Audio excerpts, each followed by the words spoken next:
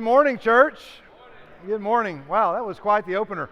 We want to welcome all those that may be watching online, wherever you're watching us from. Welcome to North Boulevard. We're glad to have those of you here in person, a great crowd this morning. And I'll just remind you that you've got a week. You have a week. I sent David Hunsaker the following picture, and I said, hey, David, it's that time of year. Your classic flavors are back. Wild clayberry, tropical drywall, chalk lovers, plaster surprise, attic citrus, and Tums.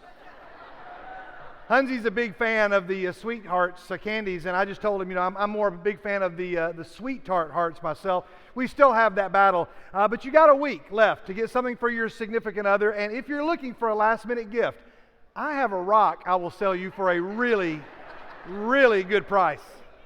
I'll make you a very special deal. But you may get a card. You may get a card from your children that look like this. Valentine's Day is cool. You are too. You can be better, but I like you. The people I love, Mom, Dad, Sean, Kate, Tyler, and Teddy Roosevelt. I forgot your name, from Walker. Very special. The second Valentine is for Miss Johnson. She is a great teacher. She is not on the Jedi Council, but she is great with the Force. Dear Mommy, I do not think I say this often, but I love you very, very, very, very, very, okay, this is the last one, very much, and I've got a poem for you. Roses are red, just like your face when Dad eats our snack.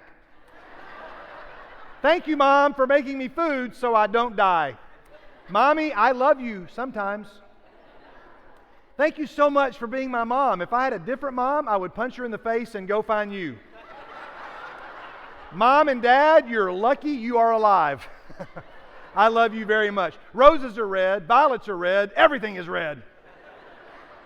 A rose is not a good symbol for love. Roses wilt. So I will not give you a rose or even flowers. Our love is forever. So here is a Nokia phone. And then finally, dear Ashley, would you please be my girlfriend? I like you a lot. Yes, no, or maybe. Please put yes, no, or maybe. She's given her answer, but with a note here. I'm sorry. I already have a boyfriend, Kyle, but when we break up, you're my next choice. P.S. That'll probably be a month or two. It's Valentine's Day week, but I also want us to think this morning about our new series, and we're going to think about the book of Genesis a little differently than maybe you expected. I want us to think of the book of Genesis as the first lines of a Valentine, or more appropriately, a love letter from our Creator to His beloved. Valentine as a love letter. Genesis as a love letter. I don't want us to think about this morning as a science text or even a history text. I don't know that Genesis meant to answer 21st century science questions. If you came this morning thinking, great, we're doing Genesis 1, Skid's going to solve the dinosaur problem for us, I would say you've come to the wrong place.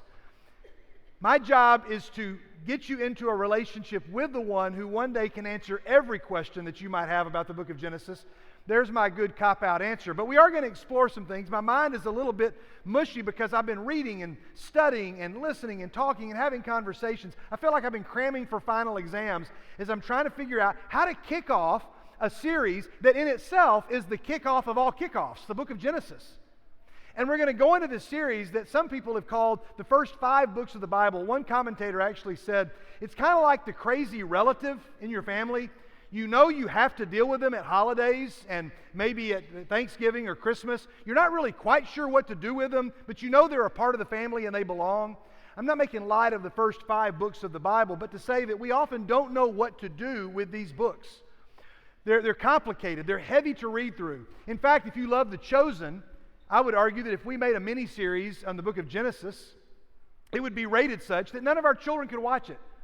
The book of Genesis is like the Jerry Springer show of the Bible, to use maybe a dated reference, but it's full of so many things we don't know what to do with, and yet somebody else said it's like watching Empire Strikes Back before watching Star Wars. If you watched Empire Strikes Back and had never seen Star Wars, you would know that Luke Skywalker and Han Solo and Princess Leia know each other. You would be able to see that they've got a story and a relationship, but you wouldn't exactly understand everything that follows because you've never seen the beginning. So we're going to start at the beginning. The best analogy that we could think of, especially after seeing the awesome intro that Megan and the team put together, was this comic book rack that I've had in my family for some time. I bought this years ago because it brought me such joy as a kid to get $1 from my mom and to be able to go and pick out 1 or 2 comic books. And I would go and flip through the pages at the drugstore trying to figure out which one I wanted, because in the comic books, whatever hero you followed, you're likely to see in at least one issue their origin story. The phrase origin story, we connected even maybe to a kind of a comic book mentality. A story of how a character became who they are. There was a podcast I ran across in preparing for this sermon, the Overthinking It podcast. They say, we subject the popular culture to a level of scrutiny it probably doesn't deserve. And they looked at origin stories. And so I found a large Venn diagram, and they said there's 4 T's that we can put together. A superhero becomes a hero because of technology, and they explain all of that, or because of training, or because of trauma, or because of treasury. And they include people like Little Orphan Andy and Scrooge McDuck in their list of superheroes, which I found to be amusing. But they then zoomed out and they said Bruce Wayne as Batman covers all 4 of those, and he is the quintessential origin story of superheroes. This was very involved. So then I thought about Marvel movies, and most of the movie trilogies that a lot of the students I know enjoy. You guys know that at least in one scene of those movies, they're going to tell you how this person came to be the hero that they are. They're going to tell you their origin story. I made a list of some from my childhood that kind of still stand out because they're a little wild. The Atom. This is Ray Palmer. He happened to find a fragment of a white dwarf star in his backyard. Never mind the fact that a white dwarf has a mass roughly that of the sun and is insanely hot, but he picked it up and it gave him superpowers, and we just go with it. Or maybe there's Kid Flash. Barry Allen, who is the Flash, was in a police laboratory when a bolt of lightning struck a rack of chemicals and gave him super speed. He was taking Wally West through the similar police laboratory when, once again, a bolt of lightning struck and the same thing happened. Very creative. Or you have the Wiz, who received a transfusion of mongoose blood to cure being bit by a cobra, and he mysteriously gave him super speed. Or Squirrel Girl, an actual Marvel hero. Looks kind of like Carol Burnett, if you ask me, if you're of a certain age. But Doreen Green, she had an unspecified genetic mutation that gave her squirrel-like traits, enhanced agility, sharp claws, and the ability to communicate with squirrels. But she actually once defeated Dr. Doom, Thanos, and Galactus. For all of you comic book nerds, that's probably pretty impressive. And she partnered with Iron Man for a short time. But my favorite was this one. Chuck Tane was a courier for a scientist who was delivering a new experimental superplastic fluid to the Science Council. He got distracted by a robot fight exhibition at a local arena, as one does. And when he accidentally drank it, thinking it was his soda, and it transformed him into something that could expand, and he became Bouncing Boy and had some actual heroes and was a DC comic superstar for a while. But the origin story that really captivated my childhood was that of Bruce Banner, or on the TV show, he was known as David Banner. Most of you remember the 1970 show, The Incredible Hulk. Dr. Banner received an accidental dose of gamma radiation that altered his body chemistry. And then whenever he was angry or outraged, the show would begin with the word anger, would zoom out to reveal a flashing light that said danger. And whenever he was outraged, a startling metamorphosis occurred, and he would become the Incredible Hulk. I didn't put a picture up because I thought it might be a bit much for young eyes. Now, my brother is 7 years younger than me. Some of you met him. He's helped me teach from time to time. He does a lot of great teaching online. He's a Bible scholar in his own right. But when he was much younger, when we were children, my brother loved superheroes. Here he is as Clark Kent changing into Superman. Here he is as He-Man, which may be the nerdiest picture ever taken because Star Trek is playing on the background. I've told my brother, this may be the pinnacle of nerdiness. And I told Kelvin, how odd is it? What church do you think has probably had a He-Man reference 2 weeks in a row from 2 different people? But there's my brother as He-Man, but his favorite was the Incredible Hulk. One particular day, he cut up his Sunday shirt with scissors while my mom was out getting some milk at the store. She came back to see him in front of the mirror flexing, and she said, "Paul Andrew Skidmore, what have you done?" True story. My brother put his foot up on the toilet. He quoted the line from the beginning of the show, and he said, "Look, lady, don't make me angry. You wouldn't like me when I'm angry." Spoiler alert, she got angry. There was some anger, and it's a story that our family loves to tell because we were fascinated by heroes. So I got online and I thought, I wonder what my origin story would be if I were a hero. I found a website that allowed me to do that. You clicked on, you picked an element, and then your environment that you prefer, your approach to problem solving. How do you prefer to spend your free time? How do you express creativity? 10 other questions. You entered it all in, hit the button, and church, I'll show you the superhero. It made up a name, made up a whole backstory. Apparently, my Marvel superpower and hero name is the Soul Blade. The ability to manifest and manipulate ethereal blades of energy that reveal and amplify the true emotions of those around him. David discovered his powers while penning a novel on the beach where a mystical wave infused him with insight. He now wields his soul blades to help others navigate their emotional struggles, breaking down barriers with humor and wisdom while protecting his serene coastal home. This sounds like youth ministry, but way more awesome. Then I took it a step further. My family was like, just stop while you're ahead. I went to ChatGPT and said, I need a comic book cover of me as the Soul Blade. And they said, well, tell me about yourself. So I said, I'm a white 54-year-old youth minister. That's all I gave it. That's all the information I gave it. And so, ladies and gentlemen, I present me as the Soul Blade. Yeah, you can better believe there's a poster of that going up in the filling station somewhere. And so there it is. Now, I realize you're like, so what's the point of this? I want to couch us in the idea of the purpose of origin stories. When Marvel released one of their hits, Black Panther, several years ago, the movie begins with a voice.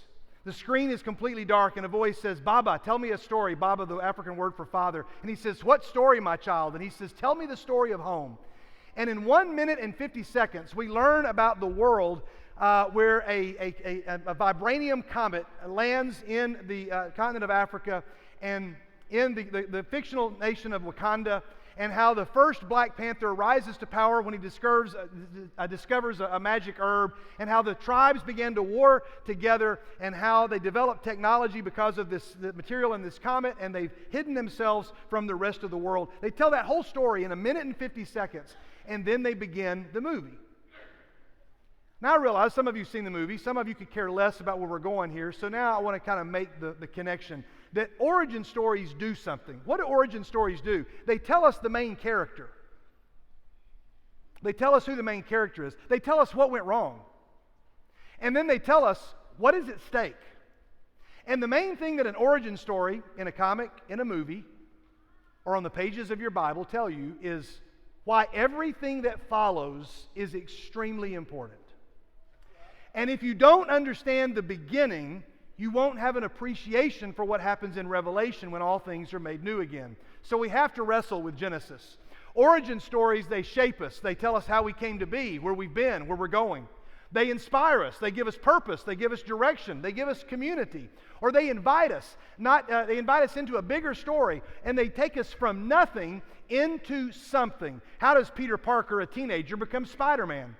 Somebody that is kind of literally a nobody into somebody that is quite important. From nothing into something. And that's where we find the first pages of our Bible in the book of Genesis as we open up our origin story. In Genesis, we find the origins of the universe, the origins of earth, the origins of man and of marriage, the origin story of sin and of death and of sacrifice, of civilization, of language, of government, and even the nation of Israel. Every bit of these origin stories are covered in this one book in these 50 chapters, many in the first two. You open up your Bible and you find a verse that most people who've even not stepped foot in a church could at least quote. This one simple sentence: in the beginning, God created the heavens and the earth. Bereshit bara Elohim et hashamayim vehet haaretz. In the beginning, God created the heavens and the earth. In fact, this word, Bereshit, is the word that means beginning, and it's the name of the book of Genesis for the Hebrews. And so this word that means beginning is where we start this series and this journey. So Herbert Spencer was a 19th century philosopher, atheist, and he, in his landmark work called First Principles, he said everything that we know falls into one of 5 categories of the knowable. And he said, I'm not concerned with things that seem supernatural or invisible, but the things that are knowable. And he put them into these 5 categories: time, force, action, space, and matter. Now again, I realize this is a little academic and it's way even above my head. a lot of research, a lot of reading, and yet when I came across this and I realized, okay, Spencer says that time refers to the dimension something happens, the force or its cause, the action, its process, space is the environment, and matter is the substance. You don't have to understand it to be able to kind of walk through it, but I just want you to get those words in your mind, because it's interesting that many commentators will say, how fascinating is it that we look at the first pages of Scripture, and in just this sentence, I mean, how many words is this? In the beginning, we have time. Then God, we have the force. Created, we have the action. The heavens, we have space. And the earth, we have matter. Everything included in one sentence. The author who puts Genesis together says, I want to describe what's happening at the beginning. Now, I don't think that Genesis is meant to answer a lot of modern scientific questions. Teens will often ask lots of questions about Genesis or about creation. Again, this morning, I want to try to couch Genesis in a little different way. The author goes on to say, the earth was formless and empty. Darkness was over the surface of the deep, and the Spirit of God was hovering over the waters. In first service, I gave a shout out to Kelvin's son, Joshua Teamer. Joshua, last week, came up to me and said, Skid, hey, I just want to congratulate you on 25 years at North Boulevard. That's really exciting. I mean, you were here before anybody was around. And I said, what do you mean? He said, well, you know, I mean, all the people. I said, are you talking about I was here before anybody in the youth group now was born? That's true. Or are you talking about the earth was formless and empty and darkness was over the surface of the deep? And he said, oh, no. Am I going to get mentioned next week? I said, you just might. And so he just shook his hand out and he said, congratulations. This is the beginning. This phrase, formless and empty, I'm not a Hebrew scholar, I'm not a language scholar, but one of my favorite Hebrew phrases is this phrase, tohu vavohu, spelled maybe a couple of different ways depending on where you look, but tohu vavohu is a word that means empty and chaotic. This is describes the state of the earth in this passage. And darkness was over the surface, and the Spirit of God was hovering over the waters. This word hovering is a word that would be very paternal. It would be a word that describes the mother bird over the nest and hovering over the nest. So you have images of a God who is protecting and warming and waking and waiting. The language is very, very poetic. And then we have the phrase, God said. He speaks into existence with a word. It's important that we remember that God speaks through His word. We'll come back to that in a minute. Let there be light, and there was light. Now, we have magic words. Our magic words, we think of abracadabra. Now, at least one author, Erwin McManus, said in a book on communicating, this phrase abracadabra, we think, has its early roots in connection to a Hebrew phrase, abracadabri, which is a phrase that means, I will create as I speak. And so anybody who teaches, this is helpful for anybody that teaches or anybody that speaks, whether you're a teacher in a classroom or a coach, or a parent who's nurturing a child. When you speak, you are creating. Why? Because you're made in the image of a creator who gave you creative power to also create with your words. Genesis 1 continues, God saw that the light was good. Now, I'm not trying to make a language comment here, but I want us to think about the fact that it's not that He just saw it and goes, oh, that's good, but He saw to it that it was good. If I ask Sean to do something for me and Sean says, I will see to it that that gets done, and then I said, hey, that got done, Sean saw that it got done. Jesus saw that the light was good. It was going to be good, and then it says He separated the light from the darkness. Well, you're like, well, how long did that take? What's going on here? Give us a timeline. I'm not going to answer those questions. I can't answer those questions, and a lot of us are divided on those. I would argue that on every pew, maybe on every side of the room, maybe even in your own home, there are people that would say, well, I think what we're about to see took this long, and I think that it took this long. And I would just lovingly argue, there was only a triune of witnesses that were at the first event.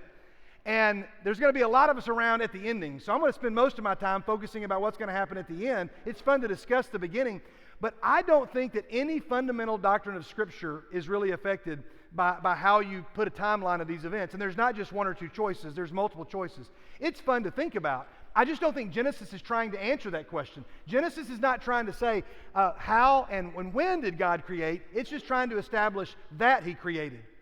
And this is what I would tell our students. So when a student comes to me and says, Skid, Revelation is a pretty big book. help me understand it. I'm like, well, it's going to be a longer conversation. And I'm not even sure I can help you. But what I can tell you is, let's summarize Revelation. God's team wins. You've got to pick a team. Don't be dumb when you pick your team. That's the point of Revelation. And there's a lot of other fun stuff to explore. So, what's the message of Genesis? I'll tell a student, here's the message of Genesis. Because I had a student that came to me about 10 years ago, sat across from me, and he said, Skid, I wanted to meet with you. I want to let you know I don't believe in God anymore.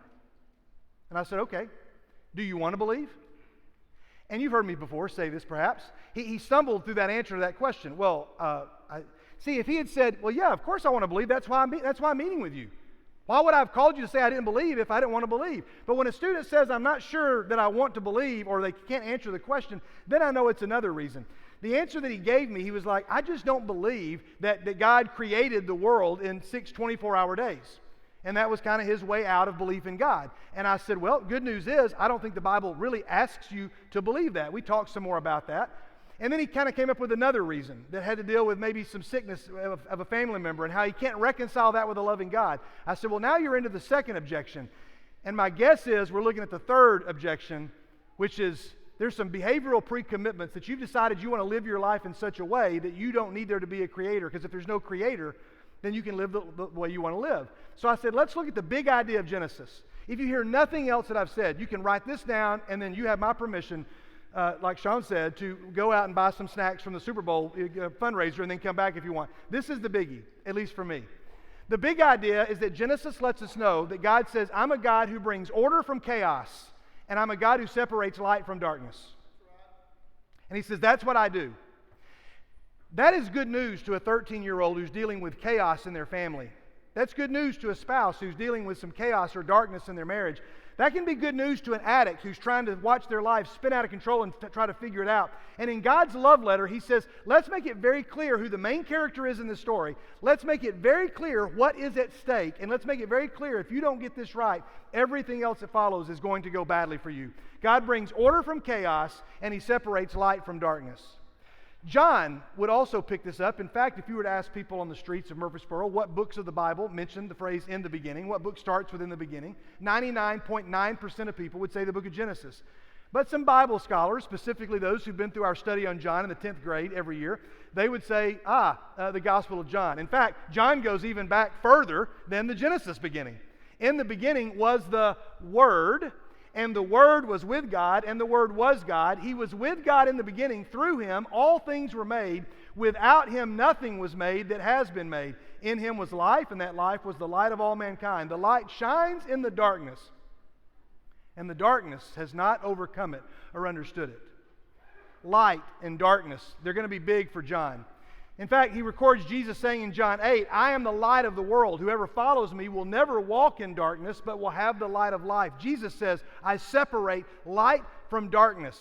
The Sermon on the Mount, let's separate light from darkness. The last pages of Revelation, an eternal separation of light from darkness. In fact, there's no more sun. We don't need the sun because God is going to be our light, and there will be no more darkness.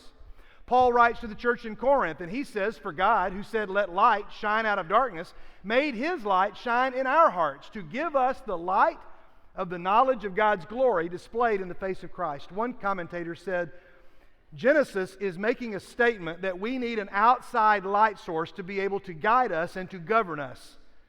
And the New Testament makes the same claim through Jesus. We need an outside light source to guide us and to govern us. The problem with the Enlightenment is that we tried to put reason and all the answers for all of life's issues and problems into the heart of man. And Genesis makes the statement that we need an external source of light. God called the light day, and the darkness he called night, and there was evening, and there was morning the first day. Now this is where we begin to get confusing. We don't know how much time takes place between Genesis 1:1 and Genesis 1:2, let alone Genesis 1:1 and 1:5. We can debate it, we can talk about it, we can feel differently about it, and we can coexist with maybe different interpretations. But one author that has helped me at least think about this is John Lennox. I wrote down some qualifications. John Lennox is a mathematician, bioethicist, lay theologian. He debated Dawkins, Hitchens, Harris, many of the new atheists. He has a doctorate from Cambridge, a second doctorate from Oxford, and a doctorate from Cardiff. He is fluent in English, Russian, French, Spanish, and German, and he is a grandfather. Besides being a Christ follower, that's the only thing the two of us have in common. Gerald Coggin showed me a picture of him and John Lennox a couple of years back where he got to sit and have lunch with him. I was insanely jealous in the godliest way.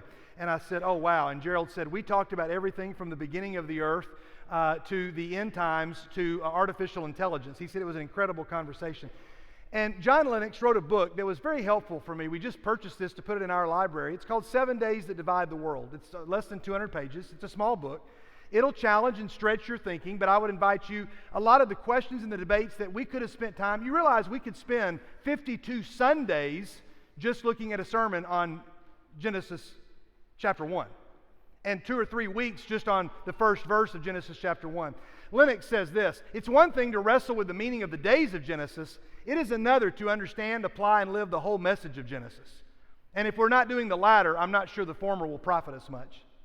He says Richard Dawkins' simplistic insistence on choosing either science or God is on the same foolish level as insisting that we choose between Henry Ford and the car production line to explain the origin of a Ford Galaxy. We go on in the text of Genesis. We're going to go quickly through some of the passages that you know to get, again, to a larger 30,000-foot viewpoint. God said, let there be a vault between the waters to separate water from water. So God made the vault, and he separated the water under the vault from the water above it. And it was so. And he called the vault sky, and here we have the second day.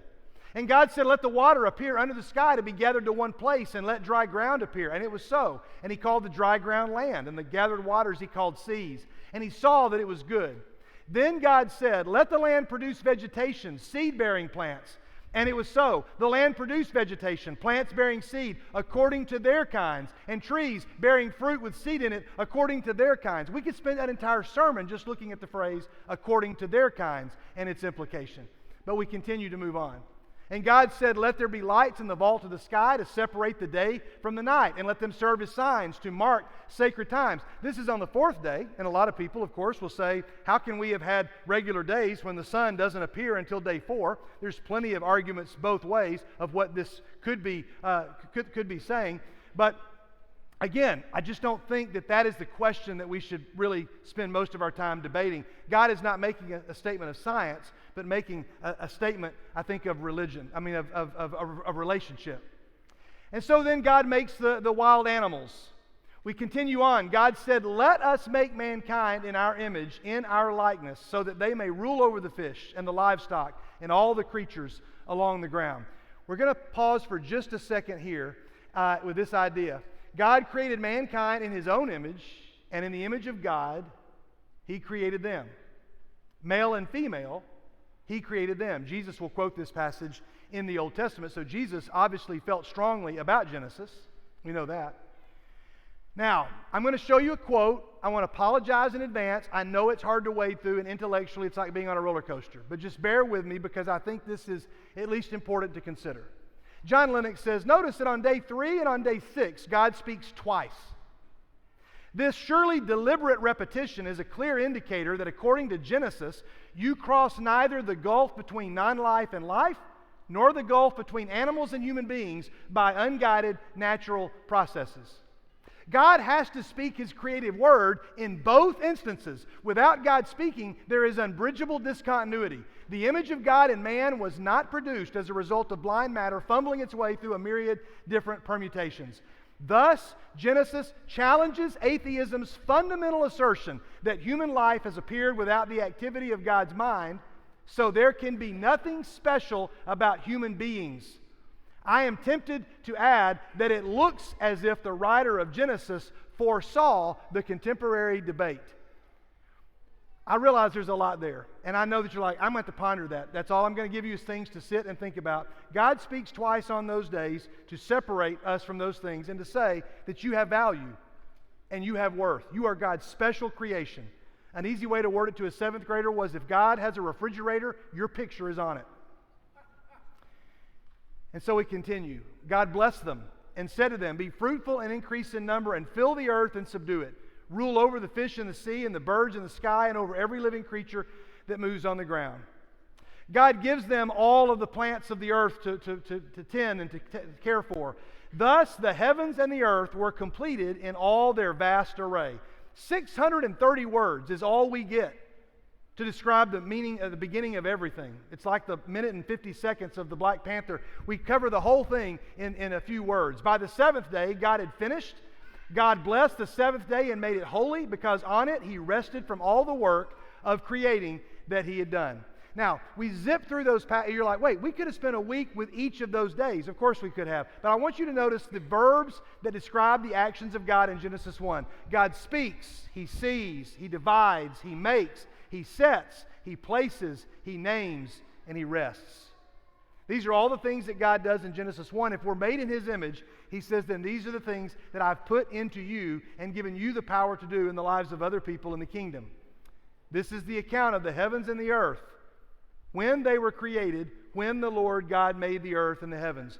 There's a more detailed, nuanced account of creation in Genesis 2. We don't have time to unpack it, but I noticed that when He says this word when, it's actually a Hebrew phrase that means in the day that God created, which further complicates our understanding of just the word day and the usage of the word day. But the idea is not about a timeline. It is about a purpose. Somebody else that's helped me to think about this more deeply is Dr. Hugh Ross, astrophysicist and believer. Pretty outspoken believer. He spoke at MTSU a couple of years ago. I took my discipleship group at the time to go and hear him give a talk called The Cosmic Reasons to Believe in Christ. His question and answer with skeptics in the audience was as powerful as his lecture. Each one lasted about an hour.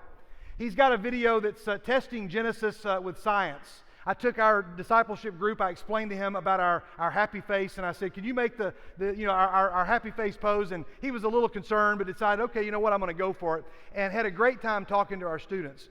Michael Bowen, one of the students in the picture afterwards, we were processing it over dinner, and I said, so what'd you think? And Michael said, well, I did not understand a lot of what he said. And he said, he is smarter than any of us will ever be.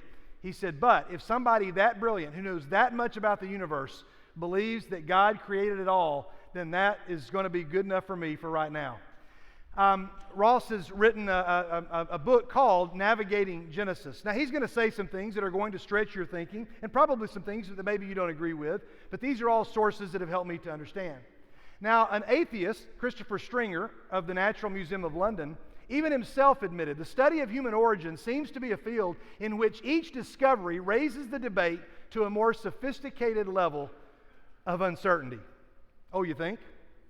I'm going to show you one more quote. This one's going to stumble some. It's going to cause some people to. It's a lot to take in, but it's one of my favorites, and it's one that I have to wrestle with. In fact, I think we even have it on the bulletin board in the filling station because it's one of those quotes that I want people to read. C.S. Lewis said this. It's awfully small. You may not be able to read it, so just listen to it. Supposing there was no intelligence behind the universe, no creative mind. In that case, nobody designed my brain for the purpose of thinking. It's merely that when the atoms inside my skull happen for physical or chemical reasons to arrange themselves in a certain way, this gives me as a byproduct the sensation I call thought. But if so, how can I trust my own thinking to be true? It's like upsetting a milk jug and hoping that the way it splashes itself will give you a map of London. But if I can't trust my own thinking, of course I can't trust the arguments leading to atheism, and therefore I have no reason to be an atheist or anything else.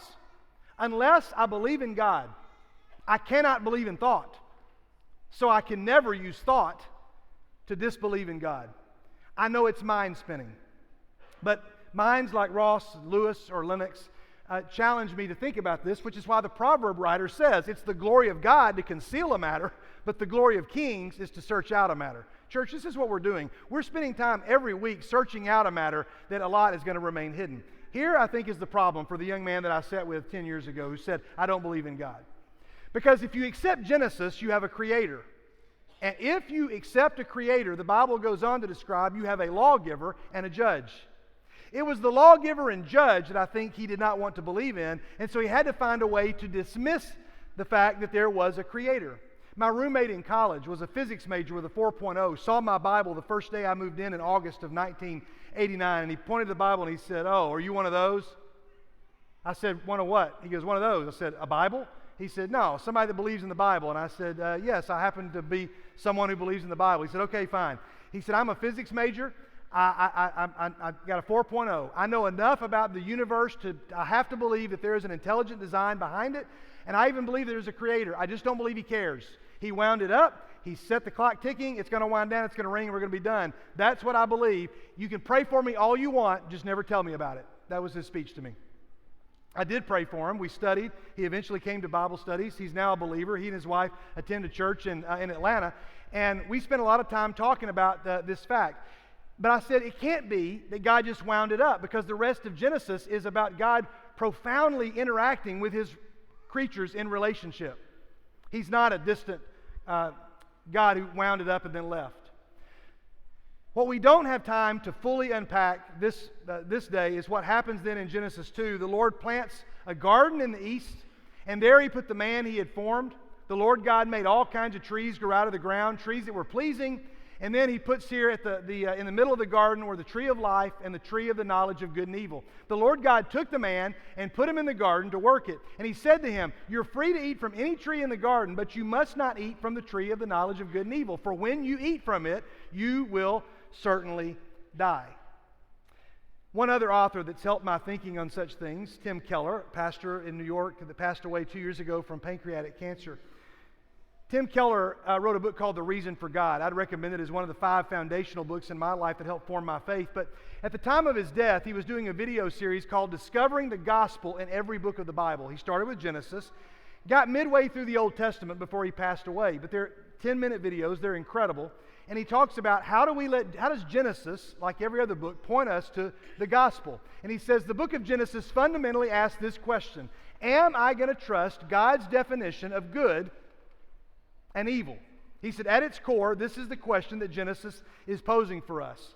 And then he says Genesis tells us the story of several people, but they all point to Jesus. In fact, Jesus is the greater Abraham who leaves his home and heads out for a place that he does not know. Jesus does this as the greater Abraham. Jesus is the greater Isaac who offers his life. Isaac is spared. Jesus dies.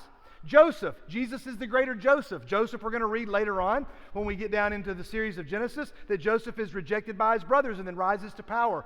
Jesus is the greater Joseph.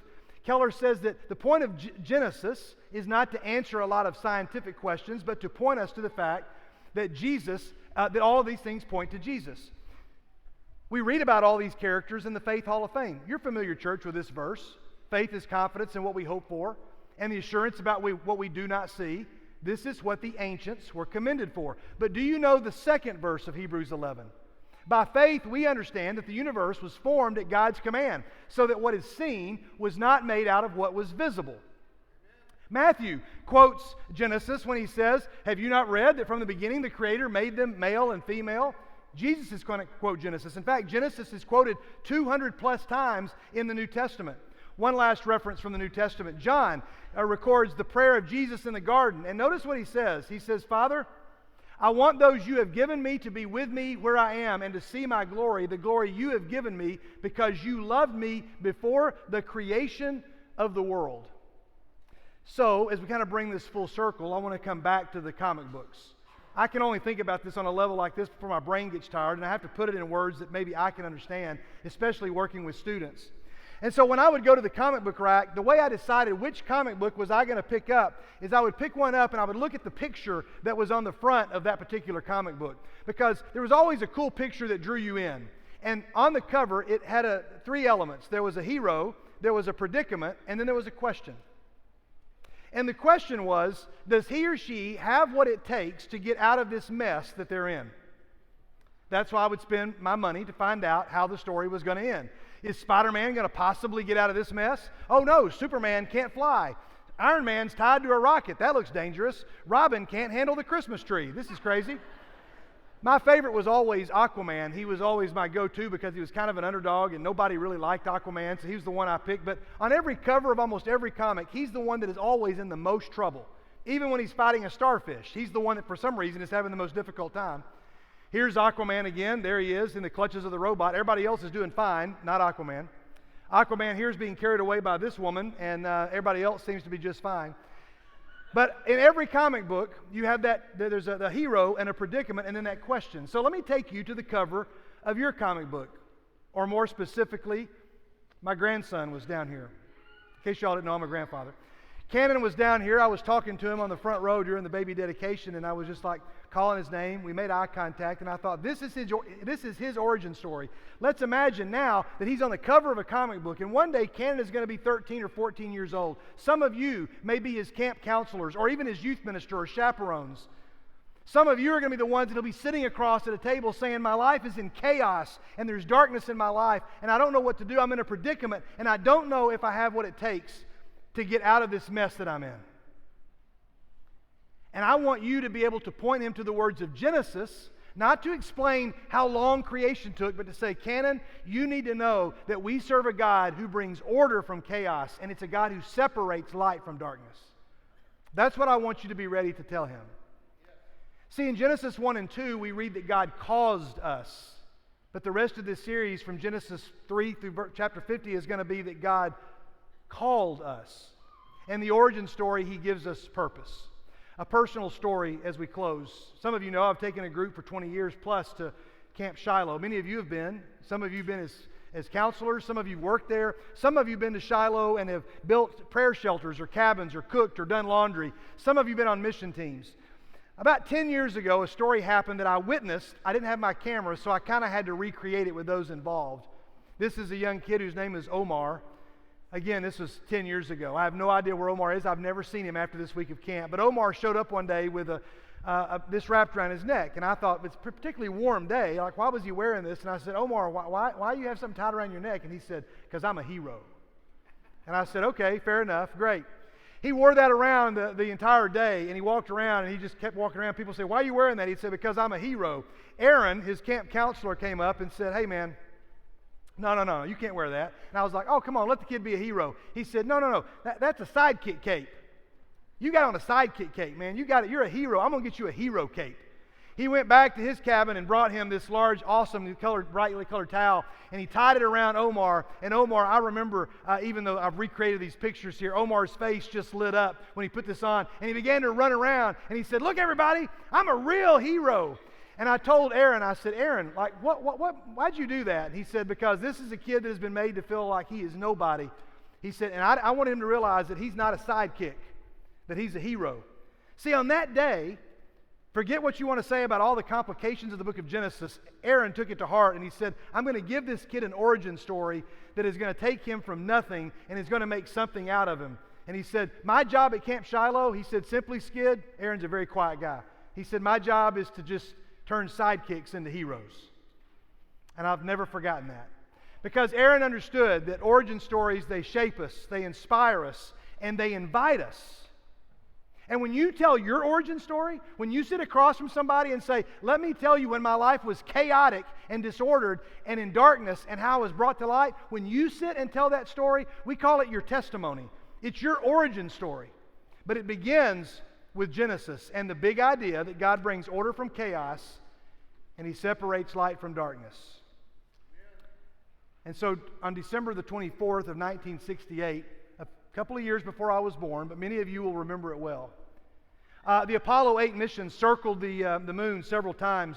Astronauts Bill Anders, Jim Lovell, and Frank Borman tried to decide what challenge and greeting were they going to give the people of Earth on Christmas Eve. Now, 1968 was a very turbulent time in our nation's history, and the news headlines were dark and chaotic, tohu bavohu personified. And they had several drafts of speeches, and some of them sounded just too corny or too cheesy, and some of them just didn't sound like they hit right. And finally, one of the astronauts suggested, what if we just open the first page of the Bible and we read Genesis 1? How many of you in the audience remember watching that event live? Some of you were there and remember as the astronauts took turn reading from this text, which is actually in the Chicago Aeronautics Museum, along with the flight plan for Apollo 8. This, if you zoomed in, is the entire text of Genesis. In the beginning, God created the heavens and the earth. And they read as 1 billion people on our planet listened to this story being read. And next year, the U.S. Postal Service created a stamp. And so every Valentine card in 1969, many of them likely had a stamp in the corner that told this story. In the beginning, God. See, Genesis is not a history book, it's a love letter. And it's a love letter that is written to separate light from darkness. And God gives us a picture I've shown you before, maybe last February, the Heart Nebula. 7,500 light years away, and it's 200 light years across. This is 5.8 trillion miles away. So large, we can't possibly conceive of its size. And God says, I've put this here quite possibly as a way just to say, I want to communicate my love to you. And the reason the earth is, the universe is so big is because I think God needs to have a place to be able to contain His love and vastness and greatness for us. And so, church, we end this like we do every Sunday with a simple invitation like that letter that the first grader sent to his friend. I want to be in a relationship with you. Yes? No? Maybe? A lot of us have probably circled no. Some are trying to decide, maybe. And like the kid that I sat across from, I don't want to believe in a creator because I don't want a lawgiver and a judge. What I would invite you to do this morning is to give serious thought to saying yes to King Jesus, the one who separates light from darkness and brings order out of your chaos. And you'll have a chance to do that after we commemorate the life of Jesus with communion. It's not within my power to place the divine teachings of God directly into the heart of another person. All I can do is lay them on the surface of your heart so that when your heart breaks, which it will, these things will be the first to fall in. If that's happened in any way this morning, may God and God alone receive all the glory. Let us stand and let us sing, church.